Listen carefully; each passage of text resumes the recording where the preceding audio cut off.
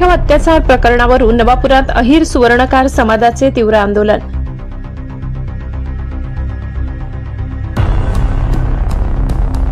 मालेगाव तालुक्यातील डोंगराळे येथील एका 4 वर्षीय मुलीवरील अमानुष अत्याचार आणि हत्येच्या निषेधार्थ नवापूर येथील अहिर सुवर्णकार समाजाने आज तीव्र संताप व्यक्त करत तहसील कार्यालयावर शांतता मोर्चा काढला।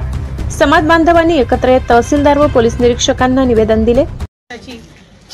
मासूम चिमुकलीवर जो अत्याचार झाला त्या नराधमाला मालेगावच्या मोसम पुलावर जाहीर फाशी द्यावी असं मी पूर्ण समाजाकडनं निवेदन करते आणि परत असं कोणी कृत्य करायचे धाडस करेल नाही म्हणून अशी केलंच पाहिजे असं मला वाटतं आणि शासनाने त्याची दखल घ्यावी।